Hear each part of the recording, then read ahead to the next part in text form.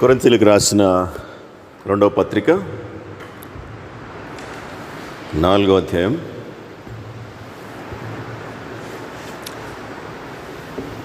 మనం 14-15 వచనాలు పోయిన అంతకుముందు వారం ధ్యానం చేసినాం. ఆయన అంటున్నాడు, విశ్వసించాను, యేసుక్రీస్తునందు నమ్మాను, విశ్వసించాను కాబట్టి మాట్లాడుతూ ఉన్నాను. 15వ వచనంలో అంటున్నాడు, విశ్వసించుచున్నాము కనుక మాట్లాడుచూ ఉన్నాం. గత వారం మనం చెప్పుకున్నాం, విశ్వాసము ఉంటే అది వ్యక్తపరచకుండా ఉండలేము. మాట్లాడేటువంటిది విశ్వాసం ఉన్నది కనుకనే మేము మాట్లాడుతూ ఉన్నాం. క్రీస్తుని గురించి, సిలువ వేయబడినటువంటి క్రీస్తుని గురించి మేము మాట్లాడుతున్నామంటే మేము సంపూర్ణంగా ఆయన యందు విశ్వసించాం కాబట్టి మాట్లాడుతూ ఉన్నాము అని చెప్తూ 16వ వచనం నుండి, కావున మేము అధైర్యపడము. మా బాహ్య పురుషుడు కృషించుచున్నను, అంతరంగ పురుషుడు దినదినము నూతనపరచబడుచు ఉన్నాడు. కావున మేము అధైర్యపడము అని అంత గట్టిగా చెప్తా ఉన్నాడంటే ఆయనకి 2 సంగతులు తెలుసు. ఈ వాక్యాన్ని బట్టి ఈ 2 సంగతులను ఆయన సంపూర్తిగా నమ్ముతూ ఉన్నాడు, విశ్వసిస్తూ ఉన్నాడు. ఏంటిది ఆ 2 సంగతులు అంటే, మొదటిది బాహ్య పురుషుడు అనేటువంటి ఆయన ఒక ఆయన ఉన్నాడు. రెండవది అంతరంగ పురుషుడు ఒక ఆయన ఉన్నాడు. ఇప్పుడు ధైర్యము ఎట్లా వస్తుంది అంటే, విశ్వాసికి ఈ శరీరము కృషించిపోయినను నేను అనేటువంటి ఒక వ్యక్తిని ఎప్పటికీ మిగిలే ఉంటాను. నేను అనేటువంటి ఈ వ్యక్తి శాశ్వత కాలము జీవించేటువంటి వాడు. శరీరంతో సంబంధం లేకుండా నేను శాశ్వత కాలము జీవించడానికి నన్ను దేవుడు సృష్టించాడు అనేటువంటి నమ్మకం, విశ్వాసము కలిగి ఉన్నప్పుడు ధైర్యం కలుగుతుంది. అటు ధైర్యమే యోబు కలిగి ఉన్నాడు. ఏమంటాడు యోబు గ్రంథం మనం ధ్యానం చేశాం. నా శరీరము కృషించి చీకిపోయినప్పటికీ కూడా నేను మళ్ళా దేవుణ్ణి సశరీరునిగా చూచెదను అంటాడు. అంటే అదొక విశ్వాసం, ఆయన ఒక విశ్వాసం, నమ్మకం. నా శరీరం పాడైపోయి నాశనం అయిపోయినప్పటికీ తిరిగి నేను దేవుడిని చూస్తాను అంటే ఆయన ఉద్దేశం ఏంటంటే, శరీరము అనేటువంటిది బాహ్య పురుషుడు, లోపల ఉన్నటువంటి అంతరంగ పురుషుడు ఆత్మీయమైనటువంటి జీవి. శరీరం పాడు కావచ్చు, శరీరం కృషించవచ్చు, శరీరానికి డికేయింగ్ ఉంది, కానీ ఆత్మకు డికే అనేది వంటిది లేదు, అనగా శిథిలమైపోయేటువంటిది లేదు, పాడైపోయేటువంటిది లేదు. ఇన్కరప్టబుల్ స్పిరిట్ అనేటువంటిది, అనగా దేవుడిచ్చినటువంటి ఆత్మ, దానికి అది ఎప్పటికీ కూడాను పాడైపోదు, నాశనమైపోదు, అది ఎప్పుడూ నిలిచి ఉండేటువంటిది. కాబట్టి మేము అధైర్యపడము. అది ఆయన యొక్క ఉద్దేశం. చిన్నప్పుడు పుట్టినట్టు మనం యవ్వనంలో ఉండలేదు, యవ్వనంలో ఉన్నట్టు ఇప్పుడు లేము, ఇప్పుడున్నప్పుడు 10 సంవత్సరాలు 20 సంవత్సరాలు ఉంటాము. అసలు ఉండమో కూడా మనకు తెలియదు. ఎందుకు అంటే, శరీరం అనేటువంటిది మార్పులకు లోనైపోయేటువంటిది. శరీరము ఈ ప్రకృతికి, ఇక్కడ ఈ లోకంలో మరి దినదినముకు మార్పుకు లోనేటువంటిది. ప్రతి దినము అనేకమైనటువంటి కణాలు మన శరీరంలో చనిపోతూ ఉన్నాయి. ఆ చనిపోయేటువంటి క్రమంలో ఒక దినమున ఈ శరీరం కూడాను మట్టిలో కలిసిపోయేటువంటిది. అయితే మా యొక్క నిరీక్షణ మేము దేని మీద ఉంచామంటే, బాహ్య పురుషుని యందు కాదు, అంతరంగ పురుషుని యందు మేము ఉంచాం. అంతరంగ పురుషుని యందు మేము మనసు పెట్టాము కాబట్టి మాకు భయం లేదు, మాకు ధైర్యం. ఆ ధైర్యంతో మాట్లాడుతున్నాం. ఎట్లొచ్చిందా ఆ ధైర్యం అంటే, విశ్వాసం వల్ల వచ్చింది. విశ్వాసం ఉన్నది కాబట్టి మేము ఈ మాటను గట్టిగా మాట్లాడగలుగుతూ ఉన్నాం. విశ్వాసం లేకపోతే మేము మాట్లాడలేం. కాబట్టి మేము ఈ శరీరము, అనగా బాహ్య శరీరము ఉన్నది అని ఎలాగున నమ్ముచూ ఉన్నామో, అదే విధముగా అంతరంగమైనటువంటి శరీరము, ఆత్మకు దేవుడు ఇస్తాడు అని మేము నమ్ముచూ ఉన్నాము. కొరింథీయులకు రాసిన మొదటి పత్రిక 15వ అధ్యాయము 44వ వచనంలో ఉంది. 43వ వచనం నుండి చూస్తే, ఘనహీనమైనదిగా విత్తబడి మహిమగలదిగా లేపబడును ఈ శరీరం, బలహీనమైనదిగా విత్తబడి బలమైనదిగా లేపబడును. ప్రకృతి సంబంధమైన శరీరముగా విత్తబడి ఆత్మ సంబంధ శరీరముగా లేపబడును అని చెప్తూ, ప్రకృతి సంబంధమైనటువంటి శరీరం ఉన్నది కనుక ఆత్మ సంబంధమైన శరీరము కూడా ఉన్నది. ప్రకృతి సంబంధమైనటువంటి శరీరం మనకు కనబడుతూ ఉన్నది కాబట్టి ఆత్మీయ సంబంధమైనటువంటి శరీరం ఉన్నదని మేము నమ్ముచూ ఉన్నాం. ప్రకృతి సంబంధమైనటువంటి శరీరమును బట్టి మొదటి మనుషుడు ఏమని పిలువబడ్డాడని రాయబడి ఉంటున్నది ఇక్కడ. ఇందు విషయమై ఆదాము అను మొదటి మనుషుడు జీవించు ప్రాణి ఆయనని వ్రాయబడి ఉన్నది. కడపటి ఆదాము జీవింపజేయు ఆత్మ ఆయను. మొదటి మానవుడు ఏమని రాశాడంటే మొదటి మనుషుని గురించి, జీవించు ప్రాణి. ఎందుకు ప్రాణి అన్నాడు? ఆదామును మొదటి మనుష్యుడు లేఖనం ఏమని పిలుస్తూ ఉందంటే ప్రాణి, జీవించు ప్రాణి అని. ఇప్పుడు ప్రాణి అనేటువంటి మాటను మనము మనుషులకే కాదు అన్నిటికీ వాడతాం. ఇప్పుడు ఈ చీమలకి, బల్లులకి, జంతువులకి అవన్నీ కూడా ప్రాణులే. ప్రాణం ఉన్నటువంటి ప్రతిదీ ప్రాణి అంటాం. ప్రాణికి మనిషికి తేడా ఏంటిది? ఆత్మ. అందుకే మహాజ్ఞాని అయిన సొలొమోను ప్రసంగి గ్రంథంలో ఏమంటాడంటే, మనుషులందరి ఆత్మలు మృగముల ప్రాణములు అంటాడు. మనుషుల ఆత్మలు పరమునకు ఎక్కిపోవనో లేదో, మృగముల ప్రాణము భూమిలోనికి దిగిపోవనో లేదో ఎవరికి తెలుసు అనేటువంటి ఆ కాంటెక్స్ట్లో ఆయన మాట్లాడుతూ అంటాడు. జంతువుల గురించి, మృగాల గురించి ఏమో ప్రాణులు అంటున్నాడు, ప్రాణమున ఉన్నటువంటివి అంటున్నాడు. మనుషునైతే ఆత్మ అంటున్నాడు. కాబట్టి మనుషులకి ప్రాణులకి తేడా ఏంటంటే ఆత్మ లేనటువంటివి ప్రాణులు. అంటే ఏమైపోయింది మరి ఆదాముకు ఆత్మ? దేవుడు ఫస్ట్ ఆదామును చేసినప్పుడు ఆత్మనిచ్చాడు కదా. ఆదాము వాని నాసికారంధ్రములో జీవవాయువును ఊదగా నరుడు జీవాత్మాయను అని చెప్పి రాయబడింది. నిన్న కూడా మనం జ్ఞాపకం చేసుకున్నాం. మరి జీవాత్మ అయినటువంటి ఆదాము ఇక్కడికి వచ్చేటప్పటికి లేఖనం ఏం తెలియజేస్తూ ఉంది అంటే జీవించు ప్రాణి అని అంటుంది. ప్రాణి మరి ఏమైపోయింది? ఆత్మ చచ్చిపోయింది. ఎట్లా? ఆజ్ఞాతిక్రమం. చనిపోయినటువంటి ఆ స్థితిలో నుండి కడపటి ఆదామైనటువంటి మన ప్రభు అయినటువంటి యేసుక్రీస్తు ఆయన ఏమంటున్నాడు? లేఖనం ఏమని తెలియజేస్తూ ఉంది ఆయన గురించి అయితే, జీవింపజేయు ఆత్మ. జీవింపజేయు.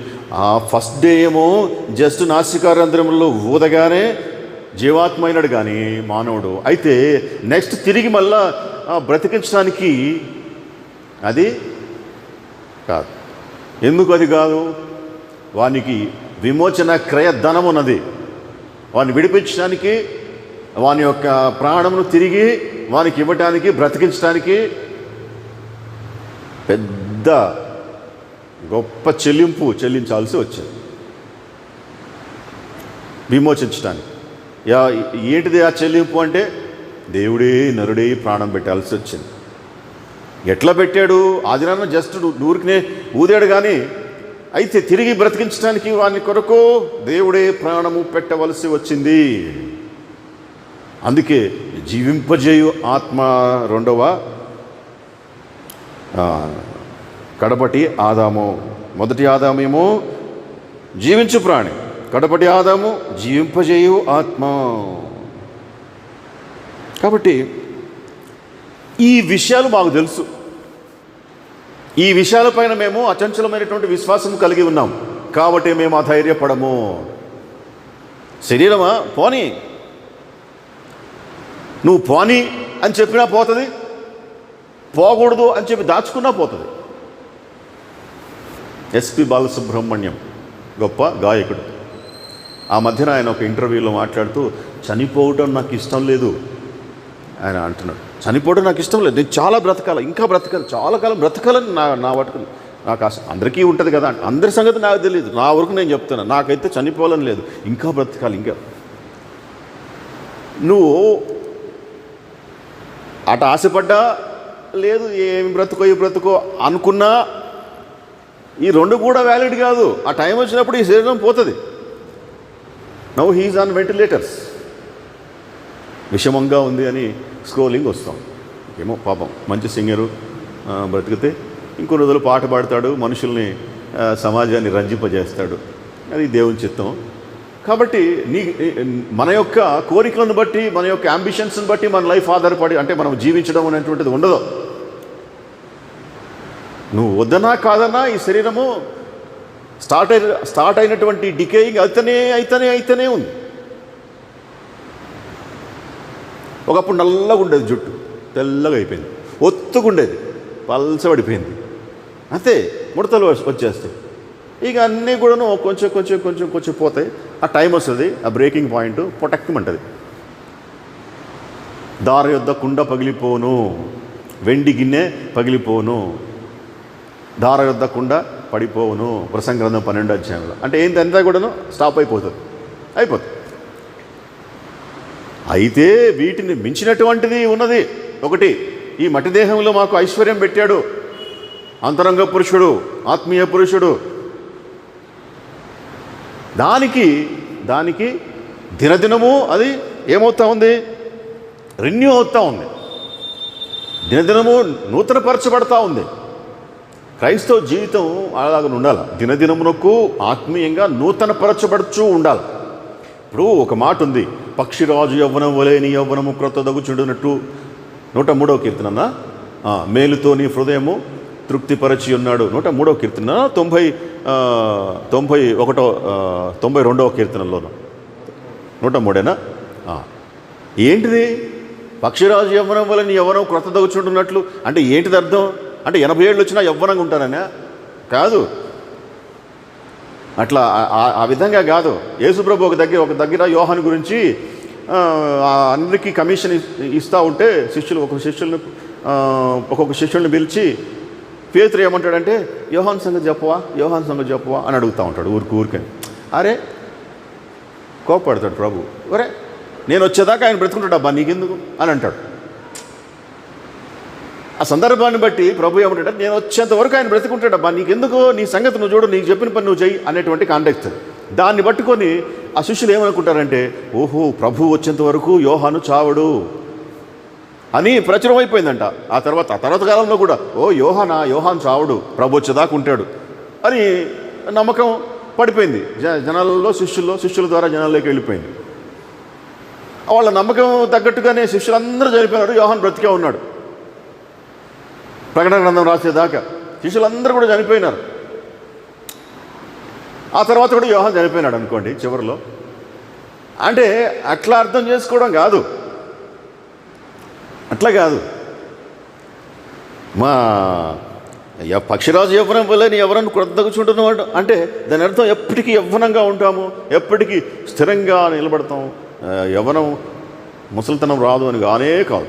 దాని అర్థం ఏంటంటే బాహ్య పురుషుడు ఎట్లయినా కృషించిపోతాడు. విశ్వాసకి కృషించిపోతాడు, అవిశ్వాసకి కృషించిపోతాడు. నమ్మనోడికి శరీరం ఒకటే. ఆ ఉద్దేశంతో ప్రసంగ భక్తుడు అంటాడు సొలొమోను మహారాజు, అందరూ అక్కడికి పోయేవాళ్ళేలే, మనిషికి మృగానికి తేడా ఏముంది అంటాడు. మనిషి చచ్చినా మట్టిలో పడేస్తారు, మృగం చచ్చినా మట్టిలో పడేస్తారు అని అంటాడు. దాన్ని బట్టుకొని మనము ఇంక విపరీత అర్థాలు తీసుకోకూడదు. విశ్వాసికైనా మంచోడికైనా చెడ్డోడికైనా చేయిస్తాము, పెట్టెలో పెడతాము, తీసుకుపోయేసి అన్ని లాంఛనాలతోటి ప్రార్థన అన్నిటితోటి లోపల పెట్టేస్తాం. అది మనం చేసేటువంటి పని. అది కాదు కదా లోపల ఉన్నటువంటి విషయం. అంతరంగ పురుషుని గురించి ఈయన మాట్లాడుతూ ఉన్నాడు. దినదినానికి డే బై డే స్పిరిచువల్గా రిన్యూ అవుతూ ఉండాలి. క్రొత్తది అగుచుంటున్నట్లుగా మన యొక్క ఆత్మీయ జీవితాన్ని భద్రపరుచుకుంటూ ఉండాలి, బలపరుచుకుంటూ ఉండాలి. ఎట్లా అంటే వాక్యం ద్వారా ప్రతిదినానికి ఏదైనా కొత్త విషయం నేర్చుకుంటూ ఉండాలి, తెలుసుకుంటూ ఉండాలి. అది ఆత్మకు బలం. ఆత్మీయ జీవితానికి ధైర్యాన్ని ఇస్తుంది. మేము విశ్వసించిన కనుక మాట్లాడుతున్నామని అనగలిగారు వాళ్ళు. ఎట్లా అనగలిగా అంటే వాళ్ళకి తెలుస్తూ ఉంది. ఏం తెలుస్తూ ఉంది? ఈ బాహ్య ప్రపంచము బాహ్య పురుషుడు కాదు స్థిరమైనటువంటిది, అంతరంగ పురుషుడు. ఆత్మీయ జీవితం స్థిరమైనటువంటిది, నిత్యమైనటువంటిది. కాబట్టే మేము అధైర్యపడము. ఎందుకనగా మా బాహ్య పురుషుడు కృషించుచున్నను, అంతరంగ పురుషుడు దినదినము నూతన పరచబడుచు ఉన్నాడు అని చెప్తూ ఆయన అంటాడు, మేము దృశ్యమైన వాటిని చూడక అదృశ్యమైన వాటిని నిదానించి చూస్తూ ఉన్నాము. ఇది కూడా నేర్చుకోవాలి. ఇది అసలు విశ్వాసి నేర్చుకోవాల్సినటువంటి విషయం. ఏంటిది అంటే దృశ్యమైన వాటి మీద కాక, అంటే మనకి ప్రకృతి పరంగా కనపడేటువంటి వాటి మీద కాక మన యొక్క దృష్టి ఏటి మీద నిలుపుకోవాలి అంటే కనపడినటువంటి వాటి మీద నిలుపుకోవాలంటున్నాడు. మేము అట్లా చేసినాం కాబట్టి మేము చెప్పగలుగుతున్నాం. పౌలు యొక్క ఉద్దేశం మేము అలాగనే చేస్తూ ఉన్నాం. మేము దృశ్యమైన వాటిని చూడటం లేదు. ఇప్పుడు మేము ఒక ఊరికి వెళ్ళాము, అక్కడ మాకు అపస్తులు వచ్చారు అని చెప్పేసి పూలదండలేసి ఊరేగిచ్చారు, తప్పెట్లు తాళాలతోటి మాకు దండలేసి మమ్మల్ని ఘనంగా సత్కరించారు. ఓకే, మంచిదే. ఇంకొక ఊరికి పోయాము, మమ్మల్ని రాళ్ళతో కొట్టారు. మరి అక్కడెట్ చేయాలి? ఇక్కడ సంతోషించావు, బాగానే ఉంది, దండలేశారని సన్మానించారని. మరి అవతలకి ఇంకొక దగ్గరికి పోయేటప్పటికి అదే మిషన్ పర్పస్ పైన ఏం చేశారు? కొట్టారు, తిట్టారు. మరి అప్పుడెట్ తీసుకుంటావు దాన్ని? చాలా బాగా చెప్పావు బ్రదర్ వాక్యం, అబ్బా సంతోషం, ఉప్పొంగిపోతాం న్యాచురల్లీ. ఆ తర్వాత ఏందండి ఆయన ఊరికి ఏంది సుత్తి అని ఇంకొక ఆయన అంటాడు. అప్పుడు కాబట్టి ఇది కాదు.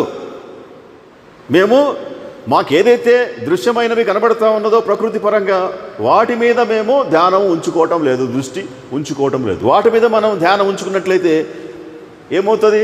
ఒకప్పుడు దుఃఖం అవుతుంది, ఒకప్పుడు సంతోషం అవుతుంది, ఒకప్పుడు ఇంకొక రకంగా ఉంటుంది, ఇంకొకప్పుడు మరో రకంగా ఉంటుంది. ఇవన్నీ కూడాను అప్ అండ్ డౌన్స్. వీటి మీద దృష్టి ఉంచుకున్నట్లయితే స్థిరమైనటువంటి మనస్సు కలగదు, అంతరంగ పురుషుడు నూతనపరచబడటం అనేటువంటిది జరగదు. కాబట్టి మేము వేటి మీద మనసు పెడుతూ ఉన్నామంటే మేము దృశ్యమైన వాటిని చూడలే. మేము తినేవాటిని, కట్టేవాటిని, ఉండేవాటిని, మాకు ఎదురయ్యేటువంటి వాటిని ప్రతి సంఘటన మేము చూడటంలే. అయితే మేమేం చూస్తున్నాము అంటే అదృశ్యమైన వాటిని నిదానించి చూచుచూ ఉన్నాము. అదృశ్యమైనటువంటి వాటిని నిదానించి చూచున్నాము. ఏంటిది అదృశ్యమైనటువంటి వాటి? పరలోకం అదృశ్యం. ఇప్పుడు పరలోకం మనకి ఇప్పుడేమి కనబట్టలేదుగా. దేవుడు అదృశ్యుడు, ఆత్మ అదృశ్యం.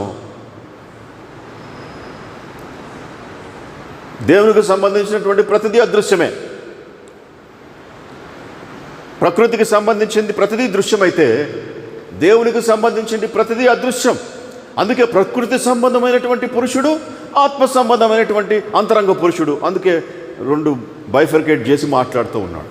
ప్రకృతి సంబంధమైనటువంటి పురుషుడేమో మనకు కనబడుతూ ఉన్నాడు, అంతరంగ పురుషుడు మనకు కనబడటం లేదు. కాబట్టి మేము ప్రకృతి సంబంధమైనటువంటి ఈ ఐసైట్ పైన మేము దృష్టి ఉంచుకోవటం లేదు. మాకేం కనబడుతున్నావో వాటి మీద మేము దృష్టి ఉంచుకోవటం లేదు. కానీ మాకేం కనబట్టలేదో వాటిని నిదానించి చూచుచూ ఉన్నాము. అదృశ్యమైన వాటిని నిదానించి చూచుచూ ఉన్నాము. కాబట్టి ఆత్మీయమైనటువంటి ప్రతి వరము అదృశ్యమైనటువంటిది. అది పరసంబంధమైనది, తండ్రి అయినటువంటి దేవుని యొద్ద నుండి వచ్చేటువంటిది. దానిని నిదానించి చూడటం నేర్చుకోవాలి విశ్వాసి అని ఆయన యొక్క ఉద్దేశం. నిదానించి మామూలుగా చూస్తే అది కనబడదు. మామూలుగా ప్రకృతి సంబంధమైనటువంటి చూస్తే కనబడుతుంది, కానీ ఆత్మ సంబంధమైనది, అంతరంగ సంబంధమైనటువంటిది నిదానించి చూస్తే కానీ అర్థం కాదు, తేరి చూస్తే కానీ అర్థం కాదు,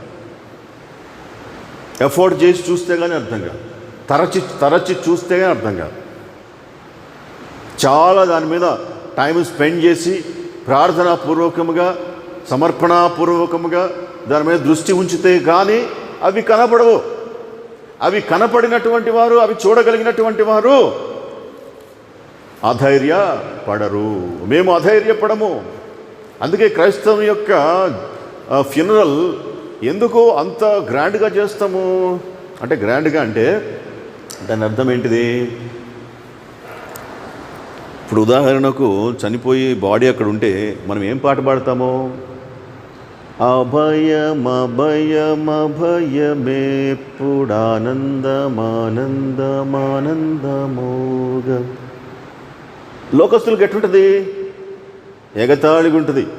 చూడండి, ఇంట్లో శవం పెట్టుకొని ఆనందమానందం అని పాడుతుండేది ఇచ్చాడు. ఎట్లొచ్చింది ఆ డిగ్నిటీ?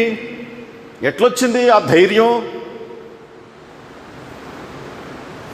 ఆత్మీయమైనటువంటివి, అదృశ్యమైనటువంటివి నిదానించి చూచుట ద్వారా, తెలుసుకునుట ద్వారా, అరే ఇది కాదు చావు, ఇది ఎడబాటు. చావు అనేటువంటిది అసలు అక్కడ ఉంది, ఇంకోటి ఉంది, అది దేవుడిచ్చేటువంటిది. దేవుడి నుంచి పూర్తిగా దూరమై సాతాను ఉండేటువంటి స్థలాలలోకి వెళ్ళడం, అది నిజమైనటువంటి చావు. అది మనకి తప్పించబడ్డాము యేసుక్రీస్తునందు. ఇదేముంది ఎడబాటు? కొన్ని రోజులు ఆగితే వీళ్ళే వస్తారు మళ్ళీ అందరూ మన దగ్గరికి. ఆ ఉద్దేశంతో మనము ఏం చేస్తామో వాటిని తీసుకొని మంచిగా ఘనంగా భూమికి అప్పగిస్తున్నాము అని చెప్పి, ఆ అప్పగించేటప్పుడు కూడా అంత్యదినమందు ఆయన లేపుటకు సమర్థుడు అని చెప్పి భూమికి అప్పగిస్తున్నామని చెప్పి మరి అప్పగించి ప్రార్థన చేసి వస్తాం. ఎక్కడిది ఆ నిరీక్షణ? ఎక్కడిది ఆ ధైర్యము? అంటే మేము దృశ్యమైన వాటిని చూడటం లేదు, అదృశ్యమైన వాటిని నిదానించి చూచుచూ ఉన్నాము. ఆ విధంగా చేసినప్పుడు, ఆ విధంగా అలవాటు చేసుకున్నప్పుడు ఎట్లా ఉంటుంది అంటే చెప్తున్నాడు, క్షణమాత్రముండు మా చులకని శ్రమ మా కొరకు అంతకంతకు ఎక్కువగా నిత్యమైన మహిమ భారమును కలుగజేయుచు ఉన్నది.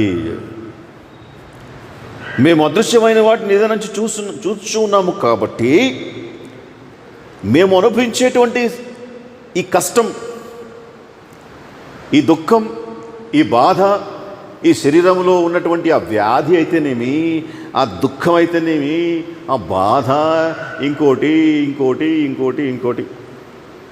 ఇవన్నీ కూడా ఏంటి అంటున్నాడంటే క్షణమాత్రముండు చులకని శ్రమ. చులకని అంటే లైట్, చులకని అంటే లైట్ వెయిట్ అన్నట్టుగా. ఇది ఏంటిదంట? క్షణమాత్రం ఉండేటువంటిది.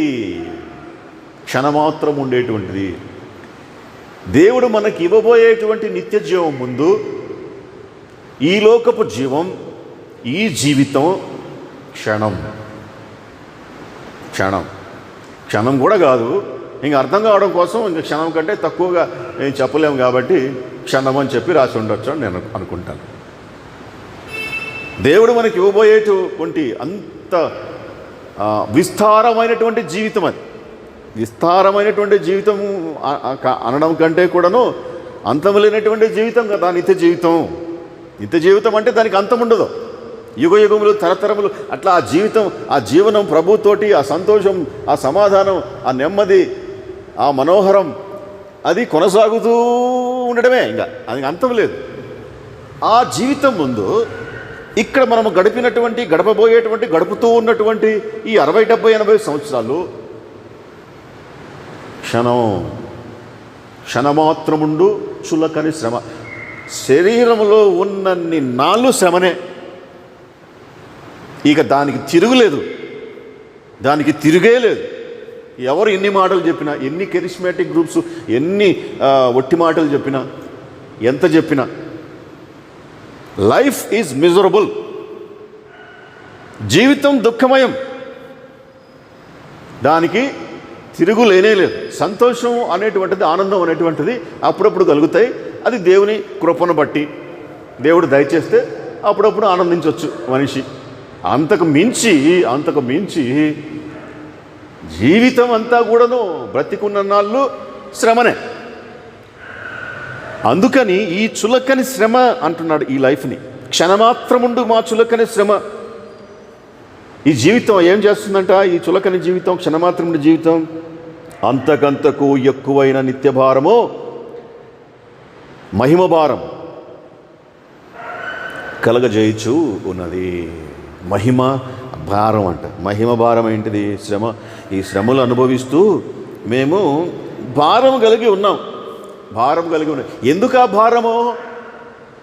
ఎందుకు పౌలు అన్ని దేశాలు తిరుగుతూ ఆయన అంతగా టైము కొంచెం కూడా పోనీయకుండా ఎఫెసీయులకు రాస్తూ సమయం పోనీయొద్దు అంటాడు. దినములు చెడ్డవి అంటాడు. అస్సలు సమయం మీరు వృధాపరుచుకోవద్దు అంటాడు. ఎందుకో అంతగా ఆయన శ్రమపడుతూ, అంతగా ఆయన టయాన్ని వ్యర్థపరచకుండా అంత భారం కలిగి ఉన్నాడు. అంత బడ్డని దేనికి అంటే మహిమ భారం అంటే, అది మహిమ భారం. మనము ఎదుర్కొనబోయేటువంటి జీవితం మహిమతో కూడినటువంటిది కాబట్టి ఆ మహిమలోనికి అనేకులను నడిపించాలనేటువంటి భారం అది. కాబట్టి ఈ చులకని శ్రమ ఏం చేస్తుందంటే, శ్రమ వచ్చినా పర్లేదు, సాధ్యమైనంత మందిని మనము బ్రతికుండగానే, ఈ క్షణమాత్రం ఉండేటువంటి జీవితంలో బ్రతికుండగానే మహిమలోనికి నడిపించాలి. అంతకంతకు ఎక్కువగా నిత్యమైనటువంటి మహిమ భారమును మాకు కలగజేయచ్చు ఉన్నది. కాబట్టి పౌలు ఆయన తిరిగి యూరోప్ ఖండం అంతటా తిరిగి సువార్త ప్రకటించాడు. దేశాల్లో ప్రకటించడమే కాకుండా సంఘాలను కట్టాడు. సంఘాలు ఎట్లున్నాయో వాటిని ఏ విధంగా మళ్ళీ వాటిని పోషిస్తున్నారో అక్కడ ఉండేటువంటి వారు అని చెప్పేసి పత్రికలు రాస్తూ ఉన్నాడు. ఆ పత్రికలు రాయడంలో భాగమే కొరింథీయులకు ఈ యొక్క పత్రిక. కాబట్టి ఆయన ఈ మాటలు తెలియజేస్తూ ఉన్నాడు విశ్వాసంతో. మహిమ భారము కలగజేయచ్చు ఉన్నది ఏలయనగా, ఎందుకు ఇంత శ్రమ పడినప్పటికీ కూడాను మా భారము అంతకంతకు ఎక్కువ అవుతూ ఉంది. ఇంకా చాలే అబ్బా, ఈ శ్రమను తట్టుకోలేమో, ఇంకా చాలే అని అనిపిట్లా. వీళ్ళకి శ్రమ పడే కొంది రెట్టించిన ఉత్సాహంతో గోడ కొట్టిన బంతిలాగా రిటర్న్ వస్తూ ఉన్నారు. అంటే ఇంకా మరి ఎక్కువగా వారు పనిలో ముందుకు పోతూ ఉన్నారు, ప్రభు పనిలో. ఎందుకు అంతగా ఉత్సాహం ఎట్లొచ్చింది అంటే, ఏలయనగా దృశ్యమైనవి అనిత్యములు, అదృశ్యమైనవి నిత్యములు. ఏంటంటే, ఎందుకు మాకంత మహిమభారం శ్రమ కలుగుతున్నా కూడాను ఇది చాలా చులకన శ్రమని మేము తలంచుచు దినదినానికి ఆ మహిమ భారం వేసుకొని అనేకులను నడిపించాలని చెప్పి మేము ముందుకు పోతున్నాము అంటే దానికి రీజన్ చెప్తున్నాడు. ఏలయనగా రీజన్ ఏమంటే, కనబడుచున్నవన్నీ కూడాను అశాశ్వతములు, అనిత్యములు. నిత్యము అంటే శాశ్వతం, అనిత్యం అంటే అశాశ్వతం. మేము ఏమైతే చూస్తున్నామో అవన్నీ కూడాను అశాశ్వతము, అనిత్యము. మమ్మల్ని కొట్టేటువంటి ఈ రాజులు, మమ్మల్ని దూషించేటువంటి ఈ రాజ్యాలు, ఈ దేశాలు, ఈ లోకము, ఈ లోకాధికారి, ఈ లోకంలో మేము అనుభవించేటువంటి శ్రమ, కష్టము, బాధ, దుఃఖము ఏంటివి? ఇవన్నీ కూడాను అనిత్యములు, అశాశ్వతములు, నిత్యము ఉండేటువంటివి కావు. వీటికి ఒక ప్రారంభం ఉంది, ఒక ఎండింగ్ ఉంది. మా శ్రమకు, మా దుఃఖానికి, మా కష్టానికి, ప్రతిదానికి కూడాను ఈ లోకంలో శరీరంతో మేము అనుభవించేటువంటి ప్రతిదానికి, కళ్ళతో చూసేటువంటి ప్రతిదానికి కూడాను ఒక ప్రారంభం ఉంది, ఒక అంతము ఉంది. దృశ్యమైనవి ప్రతిదీ కూడాను అనిత్యములు, అశాశ్వతములు. అయితే శాశ్వతములు ఏమంటే అదృశ్యమైనవే శాశ్వతములు. ఏంటిది అదృశ్యమైనవి శాశ్వతములు? పరలోకం శాశ్వతం. పరలోకం అదృశ్యంగా ఉంది ప్రస్తుతం మనకు. అది ఎట్లా ఉంది ప్రస్తుతం? యేసు ప్రభువు చెప్పినటువంటి ఉపమానాలలో ఒక ఉపమానం, పొలములో దాచబడిన ధనమును పోలి ఉన్నది అంటాడు. పరలోక రాజ్యం ఎట్లా ఉన్నది అంటే, పొలములో దాచబడినటువంటి ధనమును పోలి ఉన్నది. పొలములో దాచబడినటువంటి ధనమును చూస్తే కనబడుతుందా? కనబడదు. అది అదృశ్యంగా ఉంది. పొలములో భూమి లోపల దాచబడి ఉంది, అది కనబడదు. పైకి చూడడానికి ఎట్లుంటుంది? మామూలు మట్టి పేళ్ళలు, ఒకవేళ పొలం దున్ని ఏమి వేయకుండా ఉంటే అందులో ఉండేటువంటి తుప్పలు, చెట్లు, మొక్కలు కనబడుతుంది. కానీ అందులో ఏమున్నదంట? దాచబడినటువంటి ధనమున్నది. పరలోక రాజ్యం అట్లా ఉన్నది అంటాడు ప్రభు. ఈ లోకంలో మనం చూస్తే అట్లాగనే ఉంటుంది. ప్రస్తుతం ఏం కనబడుతుంది? అంతా పిచ్చిమొక్కలు, అంతా కూడాను ఎటు చూసినా కూడాను దుఃఖము, బాధ, కరోనా, మరణాలు, చావులు. ఎక్కడుంది సంతోషం? ఎక్కడుంది? కనబడదు పైకి. అయితే మేము చూస్తున్నాం దాన్ని అంటాడు. మేము కనబడేటువంటి వాటిని చూస్తే మాకు బాధనే, దుఃఖమే. అయితే మేము కనబడేటువంటి వాటిని చూడటంలా, ఎందుకంటే అవి అనిత్యములు, అవి అశాశ్వతములు. శాశ్వతములు అయినటువంటివి మాకు తెలుసు. వాటిని మేము చూస్తూ ఉన్నాం. ఏంటివి శాశ్వతములు అంటే ఆత్మ శాశ్వతం, పరలోకం శాశ్వతం, దేవుని రాజ్యం శాశ్వతం, దేవునితోటి మనం ఉండబోయేటువంటి జీవితం శాశ్వతం. ఆ శాశ్వతమైనటువంటి వాటి కొరకు మేము పోరాడుతూ ఉన్నాం, దాని కొరకు మేము భారము కలిగి ఉన్నాం, దాన్నే మేము నిదానించి చూస్తూ ఉన్నాము. ఇది పౌలు కొరింథీ సంఘానికి రాస్తూ అంటున్నాడు. తన యొక్క ఎక్స్పీరియన్సెస్ను ఉదాహరణగా చూపెట్టి, మేము శ్రమపడుచున్నా కూడాను మేము ఎందుకు ఇంతగా రెట్టించిన ఉత్సాహంతో పనిచేస్తున్నాము అంటే కారణం ఇది. మేము దృశ్యమైన వాటిని మేము చూడటం లేదు, మేము లెక్క పెట్టడం లేదు. దృశ్యమైన వాటిని మేము లెక్క పెట్టడం లేదు, అదృశ్యమైన వాటిని మేము నిదానించి చూస్తూ ఉన్నాము. ఎందుకంటే దృశ్యమైనవి అనిత్యములు, అదృశ్యమైనవే నిత్యములు. 5వ అధ్యాయం. భూమి మీద మన గుడారమైన ఈ నివాసము శిథిలమైపోయినను చేతి పని కాక దేవుని చేత కట్టబడినదియు నిత్యమైనదియునైనా నివాసము పరలోకమందు మనకున్నదని ఎరుగుదుము. కాబట్టి దీనికి కంటిన్యూషనే ఇది. 4వ అధ్యాయానికి కంటిన్యూషన్ 5వ అధ్యాయం. భూమి మీద అనగా మనకు కనబడేటువంటి భూమి మీద ఉన్నటువంటి జీవితం మనకు కనబడుతుంది. కాబట్టి ఆయన కనబడే దాని గురించి చెప్తున్నాడు. భూమి మీద మన గుడారము అనేటువంటిది ఎందుకు వేస్తారు? తలదాచుకోవడానికి వేస్తారు, అంటే ఉండడానికి వేస్తారు. అంటే గుడారం వేసుకునేటువంటి పర్పస్ ఏమై ఉంటున్నది?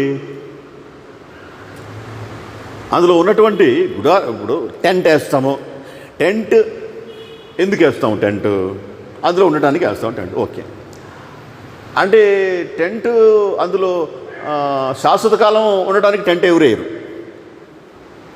లైఫ్ లాంగ్ టెంట్లో ఉండాలి అని టెంట్ ఎవరు వేయరు. మీరు చూస్తుంటారు, మీ ఆర్మీలో వారు కూడా క్యాంపుకి వెళ్ళినప్పుడు టెంట్ వేస్తారు. టెంట్లోనే వాళ్ళ క్యాంప్, అంటే వాళ్ళ సర్వీస్ అంతా చేసిన వాళ్ళు టెంట్లో చేస్తారా? ఆ క్యాంపు వారం ఉంటుందో, 10 రోజులు ఉంటుందో, 15 రోజులు ఉంటుందో, ఆ 15 రోజులు ఉండడానికి టెంట్ వేస్తారు. టెంట్ అనేటువంటి మాటలోనే అది పర్మనెంట్ కానటువంటిది అనేటువంటి అర్థం వస్తుంది. టెంట్ అనేటువంటి మాటనే అది అంటే దీర్ఘకాలికంగా ఉండేటువంటిది కాదు, కొద్ది కాలం ఉండి వెళ్ళిపోయేటువంటి, కొద్ది కాలం ఫర్ టైం బీయింగ్. అప్పటికప్పుడు వర్షం నుండి, అప్పటికప్పుడు ఎండ నుండి, అప్పటికప్పుడు కాపాడుకోవడానికి టెంట్ వేసుకుంటారు, అంతవరకే. తర్వాత దాన్ని పీకేసుకొని వెళ్ళిపోతుంది. ఈ భూమి మీద మన లైఫ్ కూడాను టెంట్తో సమానం. టెంట్, ఈ టెంట్ వేసినటువంటి వాడు దేవుడు. అది ఎంతకాలం ఉంటుంది? కొద్ది కాలం ఉంటుంది. ఆ తర్వాత పీకేసేయాలి. టెంట్ పీకేసేసుకొని మళ్ళీ మన క్యాంప్ అయిపోతే టెంట్ తీసుకొని చుట్టబెట్టుకొని వెళ్ళిపోతాం కదా, ఉంటాం. ఎట్టి పరిస్థితుల్లో టెంట్ వేసిన దగ్గర జీవితకాలము టెంట్లోనే మనం బ్రతకము.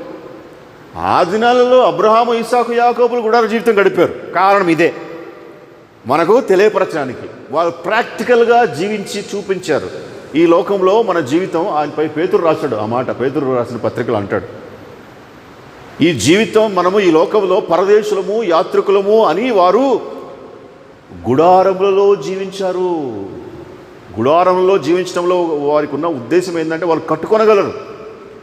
వారు గుడారం కాదు, మంచి పక్కా ఇల్లు కట్టుకొనడానికి శక్తి వారికి ఉంది. అబ్రహాం ఏమేం తక్కువ ఆస్తిపరుడా? ఇస్సాకు ఏమన్నా తక్కువ ఆస్తిపరుడా? పెద్ద పక్కా ఇల్లు కట్టుకోలేడా?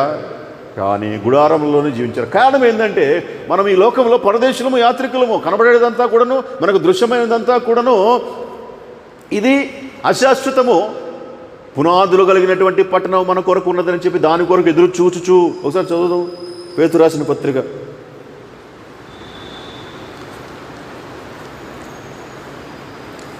పేతురు రాసినటువంటి మొదటి పత్రికన రెండవ పత్రికన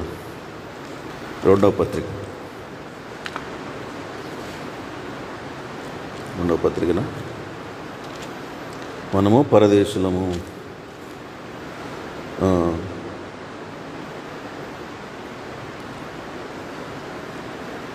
పేతురు రాసిన పత్రిక 2వ అధ్యాయంలో కూడా ఉన్నది. 2వ అధ్యాయం 11వ వచనంలో కూడాను ఉన్నది. అయితే హెబ్రీ రాసిన పత్రికలో కూడా ఉంది. హెబ్రీ రాసిన పత్రికలో చాలా క్లియర్గా ఉంటుంది. 2:11లో ఉంది. హెబ్రీ 11:13లో కూడా ఆ మాట ఉంది. 9వ వచనం నుండి చూస్తే, విశ్వాసమును బట్టి అతడును అతనితో ఆ వాగ్దానమునకు సమాన వారసులైన ఇస్సాకు యాకోబు అనువారు గుడారములలో నివసించుచు అన్యుల దేశంలో ఉన్నట్టుగా వాగ్దత్త దేశంలో పరవాసులైరి. దేవుడు వారికి ఇస్తాను అని చెప్పి, మీకు దేశంలో స్వతంత్రింపజేస్తాను అని చెప్పి పిలిపించాడు అబ్రహాము ద్వారా. అబ్రహాముని పిలిచినప్పుడు అబ్రహాము ఇస్సాకు యాకోబు కూడా ఆ పిలుపులో ఉన్నది, సమాన పాలి భాగం. కాబట్టి దేవుడు ఎందుకు పిలిచాడు? మీకు దేశం ఇస్తానని పిలిచాడు. ఇప్పుడు వాళ్ళు ఉన్నటువంటి ఆ కానాను దేశము ఎవరిది? వారిదే. దేవుడు ఇచ్చినటువంటి స్వాస్థ్యం, వారి సొంత దేశం దేవుడు వారికి ఇచ్చినటువంటిది. కానీ వారు ఏం చేశారు? సొంత దేశంలో సొంతగా మంచి పక్క ఇల్లు కట్టుకోవచ్చు కదా, కట్టుకోకుండా వాళ్ళు ఎట్లున్నారంట? గుడారములలో నివసించుచు అన్యుల దేశంలో ఉన్నట్లుగా వాగ్దత్త దేశంలో పరవాసులై ఉండిరి.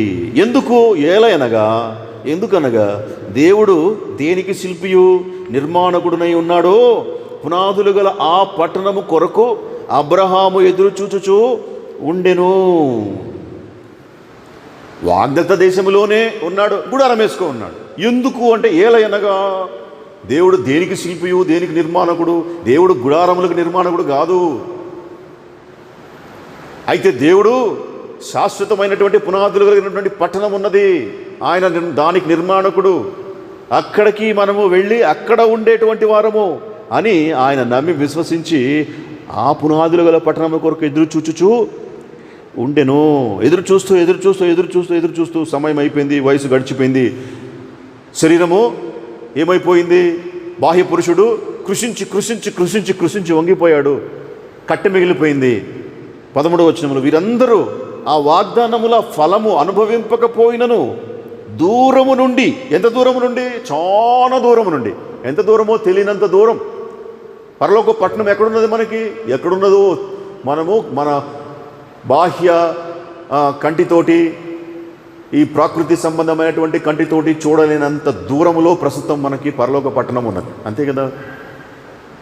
అయినప్పటికీ కూడా అబ్రహాము అనుభవింపకపోయినా దేవుడిచ్చినటువంటి ఆ వాగ్దాన ఫలము దూరం నుండి చూచి వందనము చేసి తాము భూమి మీద పరదేశులను యాత్రికులమై ఉన్నామని ఒప్పుకొని విశ్వాసము గలవారై మృతి నొందిరి. తాము పరదేశులము యాత్రికులము అని వారు ఒప్పుకొని విశ్వాసము గలవారై, ఏం విశ్వాసము? మేము పునాదులు కలిగినటువంటి పట్టణంకు పోతూ ఉన్నాము. ఇప్పుడున్నటువంటి మేము గుడారము, ఇది ఒక గుడారం, ఇది తీసివేయబడేటువంటిది. మేము వెళ్ళబోయేటువంటిది గుడారం కాదు, అది పట్టణం. అక్కడ ఏమున్నాయంటాడు యేసుక్రీస్తు? మ్యాన్షన్స్, నా తండ్రి ఇంట అనేక నివాసములు కలవు. నివాసములు అనేటువంటి దగ్గర గొప్ప మ్యాన్షన్స్ అని తర్జుమాలు ఉంది. మ్యాన్షన్ అంటే పెద్ద భవంతి, అన్ని హంగు సంగులతో కూడినటువంటి భవంతి మనకు ఉన్నాయి. ఈ లోకంలో అయితే గుడారం. ఇప్పుడు లోతు ఉన్నాడు, అబ్రహాము తమ్ముడు, అన్న కొడుకు లోతు ఏం చేశాడు? అబ్రహాం వదిలిపెట్టి యాడికి పోయినాడు? సొదొమ గొమొర్రా పోయాడు. అక్కడ క్లియర్గా అబ్జర్వ్ చేస్తే, చదివితే అక్కడ మనకు కనబడేటువంటి 2 విషయాలు ఉంటాయి. ఒకటి ఏంటంటే 18వ అధ్యాయం ఆదికాండ మొదట్లో అబ్రహాము ఎండ వెన తన గుడారపు వాకిట కూర్చోండి ఉండెను అని ఉంటుంది. దేవదూతలు వచ్చి అబ్రహాముని దర్శించినప్పుడు అబ్రహాం ఎక్కడ కూర్చొని ఉన్నాడంట? ఆ మమ్రే వనంలో ఉన్న సింధూర వృక్షం దగ్గర ఆ గుడారాలు వేసుకొని గుడారపు వాకిట కూర్చున్నాడు అబ్రహాం. ఇదే దేవదూతలు లోతును కూడా దర్శించారు. లోతును దర్శించినప్పుడు లోతు పట్టణపు గవిని దగ్గర ఉన్నాడు. అయితే దేవదూతలు ఎక్కడికి తీసుకుపోయాడు? లోతు ఇంటిలోనికి తీసుకొని పోయి అని రాయబడి ఉంటుంది అక్కడ. ఇంటిలోనికి తీసుకొని పోయి అంటే దాని అర్థం ఏంటిది? లోతుకు ఇల్లుంది. లోతుకు సొదొమ గొమొర్రాలో మంచి పక్కా ఇల్లుంది. అబ్రహాముకు ఇల్లు లేదు. వాగ్దానము పిలుపు పొందుకున్నటువంటి వాడు, వాగ్దానం ఉన్నటువంటి వానికేమో ఇల్లు లేదు. వాగ్దానంలో పాలిభాగస్తుడుగా వచ్చి పిలుపు లేకపోయినా కూడా అబ్రహాంతో వచ్చినందువలన లోతు అబ్రహాం వదిలిపెట్టి వెళ్ళిపోయాడు. ఎక్కడికి వెళ్ళిపోయాడు? మంచి గృహాలు కట్టుకోవడానికి సిటీలోకి వెళ్ళిపోయాడు, ఇల్లు కట్టుకున్నాడు. అంటే ఆయన ఉద్దేశం ఏంది? తన కుటుంబం ఉద్దేశం ఏంది? ఇదే మనకు స్థిరమైనటువంటి నివాసం. అందుకే ఆయన భార్య, లోతు భార్య ఆయనకు తిరిగి చూసి, అయ్యో అయిపోయిందా నా పట్టణం, నా ఇల్లు పోయిందా అంటే ఆ మనసంతా కూడాను దృశ్యమైన వాటి మీద ఉంది. ఆమె మనసంతా దృశ్యమైన వాటి మీద ఉంది. ఆ పట్టణము, ఆ హంగులు, అదంతా. అబ్రహాం అయితే దృశ్యమైన వాటిని మీద పెట్టలేదు, ఆయన అదృశ్యమైన వాటి మీదనే నిదానించి చూస్తూ, మనం ఈ లోకంలో పరదేశులము, యాత్రికులము కాబట్టి గుడారాల్లో మనం బ్రతకాలి, జీవించాలి. ఎందుకనగా మనం ఇది అశాశ్వతము. ఆయన దూరం నుండి చూస్తూనే ఉన్నాడు పరలోక పట్టణం. దూరం నుండి చూసి దేవునికి వందనం చేస్తూనే ఉన్నాడు. కాబట్టి పౌలు కూడాను ఆ పందాలోనే మాట్లాడుతూ, భూమి మీద మన ఈ గుడారము శిథిలమైపోయినను, ఈ గుడారమైన ఈ నివాసము శిథిలమైపోయినను, చేతి పని కాక దేవుని చేత కట్టబడినదియు నిత్యమైనదియునైన నివాసము పరలోకమందు మనకు ఉన్నది అని ఎరుగుదుమా. మనము ఎరుగుదుమా. ఎరగడం అంటే రెండు రకాలు. జస్ట్ ఇన్ఫర్మేషన్ తెలుసుకోవడం, అది ఎరగడమే. అది కూడా తెలుసుకున్న ఇన్ఫర్మేషన్ ఇంప్లిమెంట్ చేయడం, అది కూడా ఎరగడమే. ఈ రెండింటికి గల తేడా ఏంటంటే, తెలుసుకొని జస్ట్ ఊరికనే తెలుసుకొని ఉంటే దానివల్ల ఏమి ఎఫెక్ట్ ఉండదు. కానీ తెలుసుకున్నటువంటి ఇన్ఫర్మేషన్ ఇంప్లిమెంట్ చేయటంతో నిజంగా ఆ పరలోక పట్టణంలో, ఆ నిత్యమైనటువంటి నివాసంలో, దేవుని చేత కట్టబడినటువంటి దాంట్లో మనకు నివాసం, స్థలం దొరుకుతుంది. అందులో మనము ఉండగలుగుతాం. ఊరికి తెలుసుకొని మనకు పట్టణంలో నివాస స్థలం ఉన్నది దేవుని దగ్గర అని తెలుసుకున్నంత మాత్రాన కాదు. అందుకే పోయిన వారం చెప్పుకున్నాం కదా, ఇన్నంత మాత్రాన కాదు, ఇని ఇంప్లిమెంట్ చేయాలి. అవ్వ ఆదాము ఇద్దరు విన్నారు దేవుని మాట. అవ్వ ఆదాము ఇద్దరు విన్నారు సైతాన్ మాట. దేవుని మాట విన్నారు, సైతాన్ మాట విన్నారు. కానీ చివరికి సైతాన్ చెప్పినట్టే చేశారు. వినడం అంటే అట్ట వినడం కాదు, తెలుసుకోవడం అంటే అట్ట తెలుసుకోవడం కాదు. దేవుని దగ్గర నిజంగా మనకు నివాసం ఉంది, అక్కడికి మనం వెళ్ళాలి. దాన్ని ఎప్పుడు చూస్తూ ఉన్నాడట అబ్రహాం. దాన్ని ఎప్పుడు కూడాను ఆయన మనోఫలకం మీద మనోదృష్టితోటి దాన్ని ఆ విజన్ ఎప్పుడు చూస్తూ ఉన్నాడంట. ఆయన పడక, ఆయన గది, ఆయన రూము చూస్తూనే వందనం చేస్తూనే ఉన్నాడంట చనిపోయేంత వరకు. ఇక్కడేమీ లేవు. ఆయనకు ఒక గుడారం ఉంది, అవి చినిగిపోయిన బర్రెలు ఉన్నాయి, ధనము, ఆస్తులు ఉన్నాయి. కానీ వీటి మీద ఆయన దృష్టి లేదు, ఈ చోట లేదు, దాని మీదనే ఉంది. అదృశ్యమైన వాటి మీదనే మేము నిదానించి చూచుచూ ఉన్నాము, దృశ్యమైన వాటిని చూడటం లేదు అని అంటాడు. కాబట్టి ఈ 5వ అధ్యాయం మొదటి వచనం వరకు ఇక్కడ వరకు మనం ఆపి మనము వచ్చే వరకు 5వ అధ్యాయం 2వ వచనం నుండి మనం కొనసాగించుకుందాం.